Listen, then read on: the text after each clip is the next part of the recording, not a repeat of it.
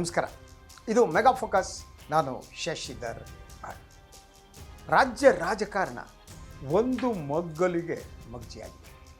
ಇವತ್ತು ಕೂಡ ತೀವ್ರ ರೂಪದ ರಾಜಕೀಯ ಬೆಳವಣಿಗೆಗಳು ನಡೆದು ನಿನ್ನೆ ರಾತ್ರಿನೇ ಮುಖ್ಯಮಂತ್ರಿ ಸಿದ್ದರಾಮಯ್ಯ ಮತ್ತು ಉಪಮುಖ್ಯಮಂತ್ರಿ ಡಿ ಕೆ ಶಿವಕುಮಾರ್ ಇಬ್ಬರು ದೆಹಲಿಯ ವಿಮಾನ ಹತ್ತಿದ್ದರು. ಸೊ ಇವತ್ತು ಬೆಳಿಗ್ಗೆ ಮುಖ್ಯಮಂತ್ರಿ, ಮಾಜಿ ಮುಖ್ಯಮಂತ್ರಿಯಾಗಿ ಹಂಗಾಮಿ ಮುಖ್ಯಮಂತ್ರಿಯಾಗಿರುವಂಥ ಸಿದ್ದರಾಮಯ್ಯನವರು ಇವತ್ತು 10 ಜನಪಥ್ನಲ್ಲಿ ಕಾಂಗ್ರೆಸ್ ವರಿಷ್ಠ ನಾಯಕಿ ಸೋನಿಯಾ ಗಾಂಧಿ ಮತ್ತು ಲೋಕಸಭೆಯ ಪ್ರತಿಪಕ್ಷದ ನಾಯಕ ರಾಹುಲ್ ಗಾಂಧಿ ಅವರನ್ನು ಭೇಟಿ ಮಾಡಿ ಸುಮಾರು 1 ಗಂಟೆಗಳ ಕಾಲ ಮಾತುಕತೆ ನಡೆಸಿದರು. ಒಂದು ರೀತಿಯಲ್ಲಿ ಇದು ಸೌಹಾರ್ದಯುತ ಭೇಟಿಯಾಗಿತ್ತು. ಸಿದ್ದರಾಮಯ್ಯನವರು ಕಾಂಗ್ರೆಸ್ ಪಕ್ಷ ತಮಗೆ ನೀಡಿದ ಕೊಡುಗೆಗಳಿವೆ, ಅದಕ್ಕಾಗಿ ಕೃತಜ್ಞತೆಯನ್ನು ಸಲ್ಲಿಸೋದಕ್ಕೆ ಅವರು 10 ಜನಪಥಕ್ಕೆ ತೆರಳಿದರು.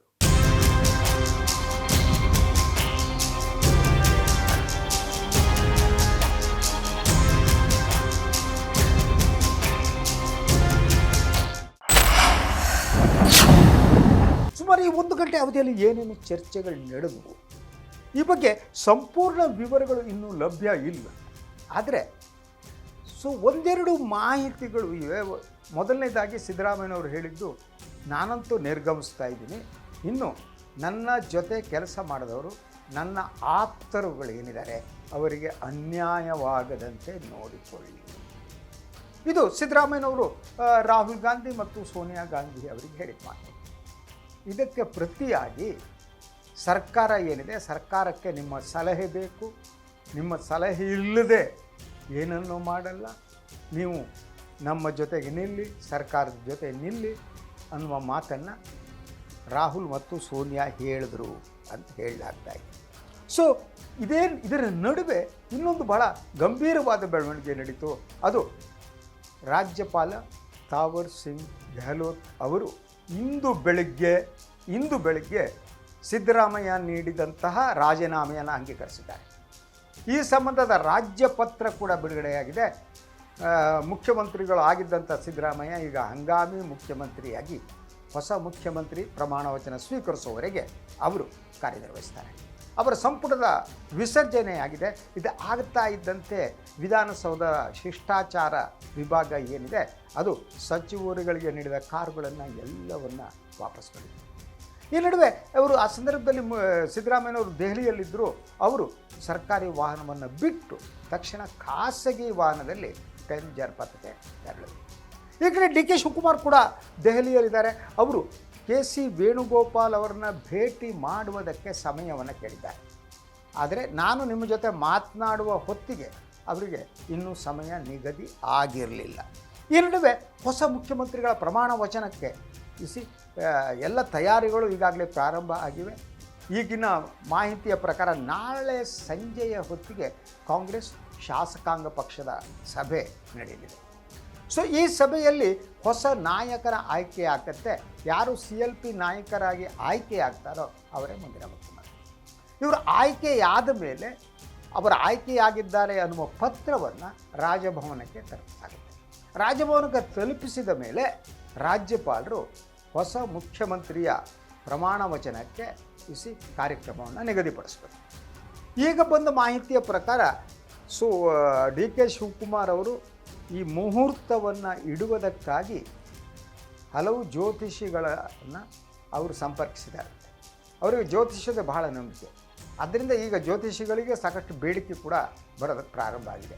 ಅದರಲ್ಲಿ ಒಬ್ಬ ರಾಜಗುರು ಅಂತ ದ್ವಾರಕಾನಾಥ್ ಅಂತ ಅವರು ಈ ಬೆಳಗ್ಗೆ ಮುಹೂರ್ತವನ್ನು ಡಿ ಕೆ ಶಿವಕುಮಾರ್ ಅವರಿಗೆ ನೀಡಿದರು ಅಂತ ಹೇಳಲಾಗ್ತಾ ಇದೆ. ಅವರು ನೀಡಿದ ಮುಹೂರ್ತದ ಪ್ರಕಾರ ಬಹುಮಟ್ಟಿಗೆ ಸೋಮವಾರ ಪ್ರಮಾಣ ವಚನ ಸಮಾರಂಭ ನಡೆಯುವ ಚಾನ್ಸಸ್ ಇದೆ. ಅದರ ಜೊತೆಗೆ ವಿಧಾನಸೌಧ ಮೆಟ್ಟಿಲುಗಳ ಮೇಲೆ ಪ್ರಮಾಣ ವಚನವನ್ನು ಸ್ವೀಕರಿಸುವ ಒಂದು ತೀರ್ಮಾನವನ್ನು ಡಿ ಕೆ ಶಿವಕುಮಾರ್ ಕೈಗೊಂಡಿದ್ದಾರೆ ಅಂತಲೂ ಕೂಡ ಹೇಳಲಾಗ್ತಾ ಇದೆ. ಆದ್ದರಿಂದ ಸೋಮವಾರದ ಹೊತ್ತಿಗೆ ಕರ್ನಾಟಕದಲ್ಲಿ ಹೊಸ ಸರ್ಕಾರ ಬರ್ಬೋದು. ಆದರೆ ಈ ಬರುವಂಥ ಸಂದರ್ಭದಲ್ಲಿ ಡಿ ಕೆ ಶಿವಕುಮಾರ್ ಅವರ ಜೊತೆಗೆ ಇನ್ನೂ ಯಾರು ಪ್ರಮಾಣ ವಚನ ಸ್ವೀಕರಿಸ್ತಾರೆ ಅನ್ನೋದು $1000 ಪ್ರಶ್ನೆ. ಕೆಲವು ಮೂಲಗಳ ಪ್ರಕಾರ ಡಿ ಕೆ ಶಿವಕುಮಾರ್ ಮತ್ತು ಉಪಮುಖ್ಯಮಂತ್ರಿಗಳು ಮಾತ್ರ ಸೋಮವಾರ ಪ್ರಮಾಣ ವಚನ ಸ್ವೀಕರಿಸಬಹುದು ಅಂತ ಹೇಳಲಾಗ್ತದೆ. ಅಂದರೆ ವಿಸ್ತೃತ ಸಂಪುಟ ಏನಿದ್ದಾವೆ ಆ ಸಂಪುಟ ರಚನೆ ರಾಜ್ಯಸಭಾ ಚುನಾವಣೆಯ ನಂತರ ಆಗ್ಬೋದು. ಅಂದರೆ ಮುಂದಿನ ತಿಂಗಳು 18ರಂದು ರಾಜ್ಯಸಭಾ ಚುನಾವಣೆ ನಡೆಯುತ್ತೆ. ಅದಾದ ಮೇಲೆ ಸಂಪುಟ ರಚನೆ ಆಗ್ಬೋದು. ಈಗ CM ಮತ್ತು DCMಗಳು ಮಾತ್ರ ಪ್ರಮಾಣ ವಚನ ಸ್ವೀಕರಿಸ್ಬೋದು ಅಂತ ಹೇಳಲಾಗ್ತದೆ. ಏನೇನಿರಲಿ, ಇದು ಬಹುದೊಡ್ಡ ಸವಾಲು. ಅದ್ರ ಬಗ್ಗೆ ನಾನು ಮಾತನಾಡ್ತೀನಿ. ಇದು ಸಣ್ಣ ಸವಾಲಲ್ಲ DK ಶಿವಕುಮಾರ್ ಅವರಿಗೆ. ಅವರು ಈ ಸವಾಲನ್ನು ಹೇಗೆ ಎದುರಿಸ್ತಾರೆ ಅನ್ನೋದು ಬಹಳ ಬಹಳ ಮುಖ್ಯವಾದ್ದು. ಅದ್ರ ಬಗ್ಗೆ ನಾನು ನಿಮಗೆ ವಿವರಿಸ್ತೀನಿ.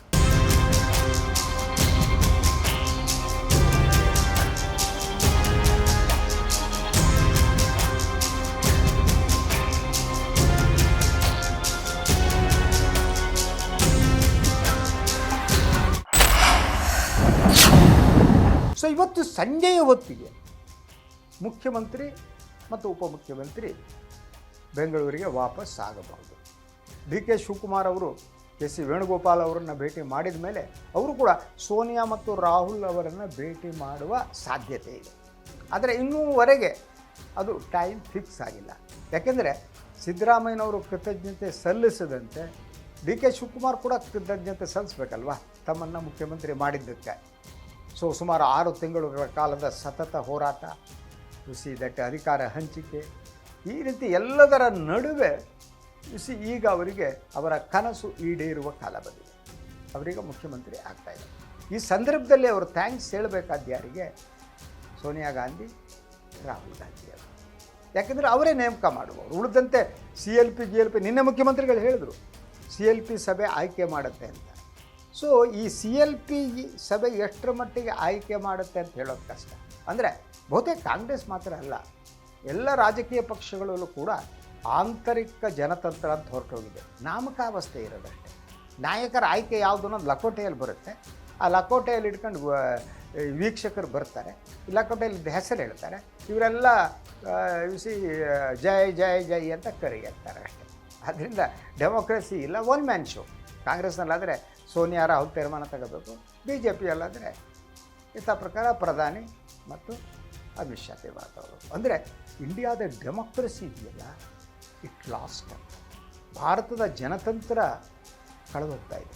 ಜನತಾಂತ್ರಿಕ ಮೌಲ್ಯಗಳು ನಾಶ ಆಗ್ತಾ ಇದೆ. ಯೂಸ್ವಲಿ ನಿಮ್ಗೆ ಹೇಳ್ತೀನಿ ನಾನು, ಯಾವುದೇ ಒಂದು ರಾಜಕೀಯ ಪಕ್ಷದಲ್ಲಿ ಒಂದು ರಾಜ್ಯದ ಮುಖ್ಯಮಂತ್ರಿಯನ್ನು ಬದಲಿಸಬೇಕು ಅಂತಾದರೆ ಅದು ಆ ಪಕ್ಷದ ಪಾರ್ಲಿಮೆಂಟರಿ ಬೋರ್ಡ್ನಲ್ಲೋ ಇನ್ನೊಂದು ಉನ್ನತ ಮಟ್ಟದ ಸಮಿತಿಯಲ್ಲೋ ಸಭೆ ನಡೆಯುತ್ತೆ. ಅದು ಜನತಂತ್ರದ ಮೂಲಭೂತ ಗುಣಧರ್ಮ.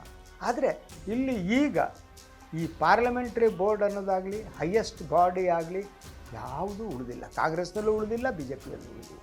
ಎಲ್ಲ ಒನ್ ಮ್ಯಾನ್ ಶೋ. ಈ ಒನ್ ಮ್ಯಾನ್ ಶೋದಲ್ಲಿ ಏನಾಗುತ್ತೆ ಏನಾಗಲ್ಲ ಅಂತ ನಾವು ಹೇಳೋಕ್ಕಾಗಲ್ಲ. ಒನ್ ಮ್ಯಾನ್ ಅವ್ರಿಗೆ ಯಾವ ಟೈಮಿಗೆ ಹ್ಯಾಂಗೆ ಬೇಕೋ ಆ ತೀರ್ಮಾನವನ್ನು ಅವರು ತೆಗೆದುಕೊಳ್ಬೋದು. ಸೊ ಇನ್ನೊಂದು ಸಿದ್ದರಾಮಯ್ಯನವರು ಈ ರಾಹುಲ್ ಗಾಂಧಿ ಮತ್ತು ಸೋನಿಯಾ ಗಾಂಧಿ ಅವ್ರನ್ನ ಭೇಟಿ ಮಾಡಿದ ಮೇಲೆ ಅವರು ಮಲ್ಲಿಕಾರ್ಜುನ್ ಖರ್ಗೆ ಅವ್ರನ್ನೂ ಕೂಡ ಭೇಟಿ ಮಾಡಿದರು.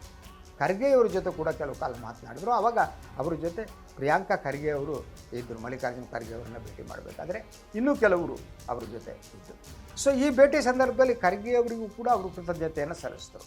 ಯಾಕೆಂದರೆ 2006ರಲ್ಲಿ ಅವರು ಕಾಂಗ್ರೆಸ್ಸಿಗೆ ಬಂದು ಪ್ರತಿಪಕ್ಷದ ನಾಯಕನಾದ ಆ ಸಂದರ್ಭದಲ್ಲಿ ಆ ಸ್ಥಾನವನ್ನು ತೆರವು ಮಾಡಿಕೊಟ್ಟವರು ಮಲ್ಲಿಕಾರ್ಜುನ್ ಖರ್ಗೆ ಅವರು. ಅದಾದ ಮೇಲೆ ಸಿದ್ದರಾಮಯ್ಯ ಯಾವತ್ತೂ ಹಿಂತಿರುಗಿ ನೋಡಲೇ ಇಲ್ಲ. ಅವರು ಕಾಂಗ್ರೆಸ್ ಅವರಿಗೆ ಎಲ್ಲವನ್ನೂ ಕೊಟ್ಟಿದೆ, ಅನುಮಾನ ಬೇಕಾಗಿಲ್ಲ. ಪ್ರತಿಪಕ್ಷದ ನಾಯಕರಾಗಿ 2 ಬಾರಿ ಕೆಲಸ ಮಾಡಿದ್ರು, 2 ಬಾರಿ ಮುಖ್ಯಮಂತ್ರಿಯಾಗಿ ಕೆಲಸ ಮಾಡಿದ್ರು. ಅವರನ್ನು ಭಾರಿ ಗೌರವದಿಂದನೇ ಕಾಂಗ್ರೆಸ್ ಪಕ್ಷ ನಡೆಸಿಕೊಂಡಿದೆ, ಅನುಮಾನ ಇಲ್ಲ. ಆದರೆ ಕಳಿಸಿಕೊಡುವ ಸಂದರ್ಭದಲ್ಲಿ ಇನ್ನೊಂದಿಷ್ಟು ಶಿಷ್ಟಾಚಾರವನ್ನು ಪಾಲನೆ ಮಾಡಬಹುದಾಗಿತ್ತು ಅಲ್ವಾ ಅನ್ನೋ ಪ್ರಶ್ನೆಗಳು ಇವೆ. ಅದು ಮುಖ್ಯವಾದ ಪ್ರಶ್ನೆ. ಆ ಪ್ರಶ್ನೆಗೆ ಉತ್ತರ ದೊರಕಿಲ್ಲ. ಏನಿವೆ ನಾಳೆ ಸಂಜೆ ಹೊತ್ತಿಗೆ ಇದು CLP ಮೀಟಿಂಗ್ ನಡೀತೆ. ಕಾಂಗ್ರೆಸ್ ಲೆಜಿಸ್ಲೇಚರ್ ಪಾರ್ಟಿ ಇಲ್ಲಿ ಬಹುಮಟ್ಟಿಗೆ ಅವಿರೋಧವಾಗಿ DK ಶಿವಕುಮಾರ್ ಆಯ್ಕೆ ಆಗ್ತಾರೆ. ಅವರ ಹೆಸರನ್ನು ಸಿದ್ದರಾಮಯ್ಯನವರು ಪ್ರಪೋಸ್ ಮಾಡಬಹುದು. ಉಳಿದವರು ಯಾರೋ ಅದನ್ನ ಸೆಕೆಂಡ್ ಮಾಡ್ತಾರೆ. ಆಗ ಸರ್ವಾನುಮತದಿಂದ ಅವರು ನಾಯಕರಾಗಿ ಆಯ್ಕೆ ಆಗ್ತಾರೆ. ಯಾವುದೇ ತೊಂದರೆ ಇದ್ದಂತ ಕಾಣಲ್ಲ. ಆದರೆ ಅದರ ಜೊತೆ ಕೆಲವು ಹಿರಿಯ ನಾಯಕರುಗಳು ಮಾತನಾಡುವ ಅವಕಾಶವನ್ನು ಕೋರಬಹುದು ಅಂತ ಹೇಳಲಾಗ್ತಾ ಇದೆ. ಆದರೆ ಅಲ್ಲಿ ಅವಕಾಶ ಕೊಡ್ತಾರೋ ಇಲ್ಲವೋ ಗೊತ್ತಿಲ್ಲ. ಯಾಕಂದರೆ ಅವಕಾಶ ಕೊಟ್ಟರೆ ಪ್ರಾಬ್ಲಮ್ ಸ್ಟಾರ್ಟ್.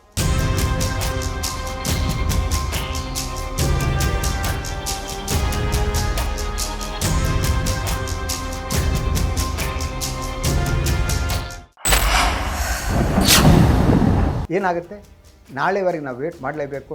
ಕರ್ನಾಟಕದ ರಾಜಕಾರಣದ ಇನ್ನೊಂದು ಯುಗ ಪ್ರಾರಂಭ. ಒಂದು ಯುಗ ಮುಗಿದಿದೆ. ಸಿದ್ದರಾಮಯ್ಯನವರ ಅಹಿಂದ ರಾಜಕಾರಣ ಏನಿದೆ ಅದು ಕೊನೆಯಾಗಿ ಈಗ ಸಾಫ್ಟ್ ಹಿಂದುತ್ವದ ರಾಜಕಾರಣ ರಾಜ್ಯದಲ್ಲಿ ಅಸ್ತಿತ್ವಕ್ಕೆ ಬರುತ್ತಾ? ಇದೇ ಪ್ರಶ್ನೆ. ಆ ಪ್ರಶ್ನೆಗೆ ಉತ್ತರವನ್ನು ಕಂಡುಕೊಳ್ಳೋಣ ನಾಳಿನ ಬೆಳವಣಿಗೆಯ ನಂತರ.